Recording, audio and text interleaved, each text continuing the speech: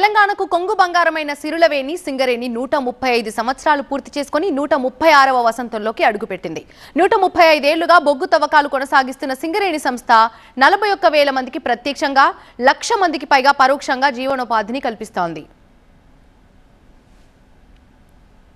ఎన్నో ఒడిదుడుకులు ఎదుర్కొంటూ నవరత్న కంపెనీలకు ధీటుగా లాభాలు సాధిస్తోంది. ఈ ఆర్థిక సంవత్సరంలోని 6 నెలల్లో 3,000 కోట్ల లాభాలను గడించింది సింగరేణి సంస్థ.